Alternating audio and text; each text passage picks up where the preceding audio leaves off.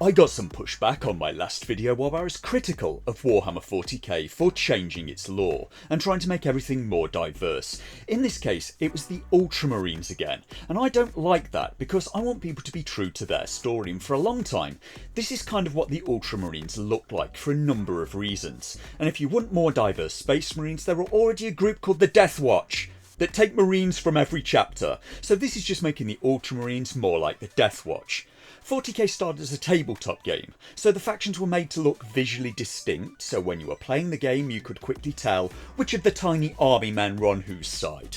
It was also quite European, I suppose, because it comes from Europe, the UK, so the Space Wolves as a faction borrow a lot from Viking culture, the Ultramarines kind of Greco-Roman culture, the Thousand Sons go a bit further afield and have stylings of ancient Egypt and have no bodies. It's complicated, okay? The writers wrote what they were most familiar with, I guess.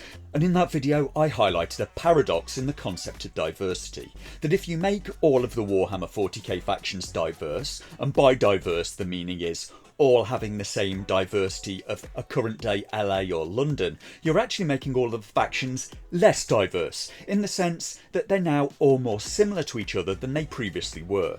The difference in the factions for me is the flavour.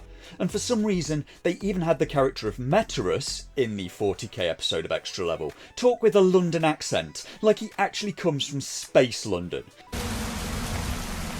Humans are born prey. Fragile. So, I had a guy drop a comment to say, Dog, there have been multiracial Ultramarines for a long time, that's not a recent thing. And it seems to be quite a recent thing.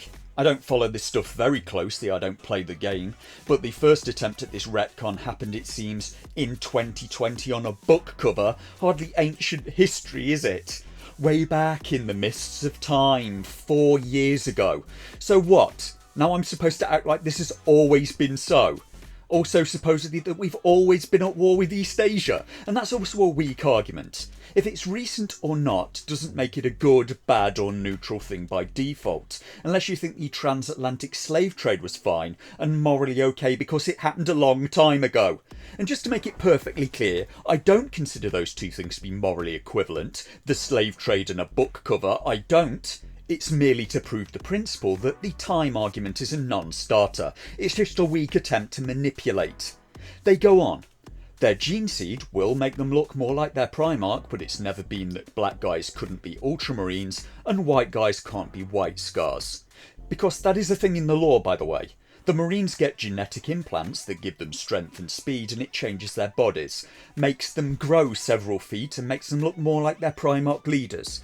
And that's part of what makes the setting interesting for me, because you have this big universe and in it is a planet where the people look Mongolian and their fighting styles a lot like the Golden Horde, and they have names like Jodaga Khan and individual culture, and then somewhere else in the universe you have a planet that's filled with werewolf space Vikings. Like I said, it's complicated and made largely to appeal to teenage boys. What exactly is wrong with the idea of a planet entirely filled with Mongolian people? The Golden Horde were fierce.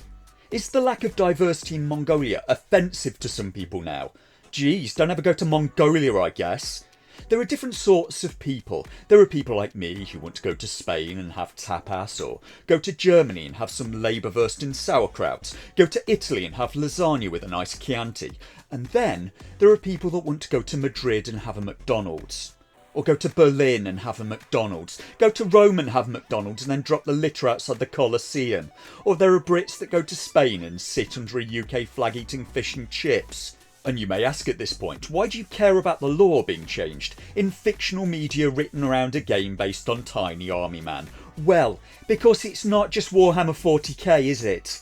It seems to be everything with every single piece of media. There's this insistence that it all has to look like current day London. If it's fantasy, it has to still have the diversity of current day London, like the Rings of Power. We desperately needed those diversity elves. Did you like Tony Stark Iron Man? Too bad you have Riri Williams now.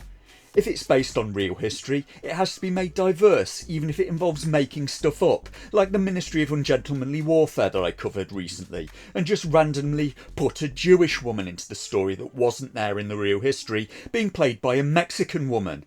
If it's a show set in the Viking era, sorry, not diverse enough. If it's The Witcher set in a fantasy version of Eastern Europe, sorry, not diverse enough. Kingdom Come Deliverance, sorry, not diverse enough. A game set in fantasy ancient China, sorry, not diverse enough. The British royal family, sorry, not diverse enough. We need a king of colour who's a wheelchair user and attracted to other men. If it's set in the 41st millennium, it still has to have the diversity of current day London on every planet in the entire universe, or it's just not good enough. I genuinely saw someone argue that there must be black ultramarines because every planet has an equator. Like every planet in the entire universe has to function just like Earth does. And the people near the equator on every single planet in the entire universe have to be darker. This is a setting where you can pray to the wrong god and water starts flowing upwards and time runs backwards. Why would the equator have to be a rule? Maybe it's a planet with no land at the equator at all and everyone lives near the poles. What if the atmosphere's different? What if all the people live underground? This argument demonstrates just no imagination whatsoever, and it sounds like an excuse. Why? Why do you need your politics inserted into every single piece of media? There's a quote from a famous artist saying, "There's no must in art because art is free, but day by day I see conversely a growing list of restrictions on what art must be." In Star Wars, even the space nasties have now been retconned to make them more diverse, even if diversity and nasties hardly go hand in hand. Mind you, the real nasties were diverse, I suppose it must be true, because Google AI told me so. All things set in the future now seem to need to have a representative level of diversity. The past has to be rewritten to make it more diverse. It shows such a lack of imagination and it's boring. It's so effing boring. Having every single programme be the same is not diverse at all. But it all has to be changed nonetheless. Sometimes I fear with the direct intention of destroying it. And by it, the target seems to be the entirety of world history and Western culture. So yes, I care about that. And this is all coming from people that say they're fans of 40k, but oh yeah, they need to change that one thing.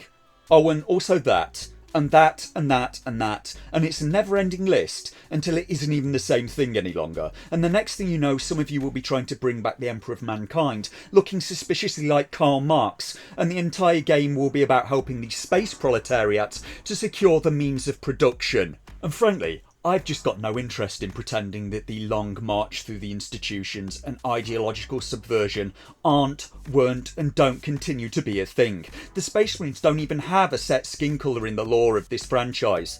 They have an implant called a melanchromic organ that can change their skin colour in response to the environment to protect them from radiation. Frankly, not even sure how that's supposed to work. Do they also get paler in low light conditions? Do they get rickets from low vitamin D if they don't? Because otherwise, it probably would have made more sense to just have all the Space Marines black in the first place. They could have saved the effort of adding an extra organ. But despite all that, you'll still get people insist that the law has to be changed if it makes sense or not. And all these changes, we're seeing the same thing with attempts to retcon another faction right now in order to have female custodies in the law. And that looks terrible. I want you to look at it. Afraid to look ugliness in the face? Well, here! Look at it! It's ugly, isn't it? Look at it!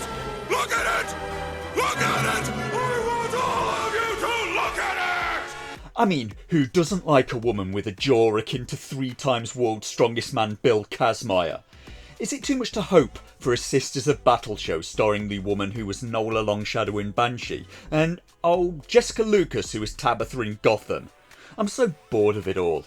I was just kind of fine with inexplicably hot warrior nuns fighting for humanity, but what I'll actually probably get will be Melissa McCarthy and Lizzo in a live action version because body positivity. Or maybe this. Seriously, ask yourself, what's more interesting? Nola Longshadow on that bike, or that every single solitary planet in the entire universe looks and functions, not even like Earth, just like current day London? If you only knew the power of one, the power of two, the power of many.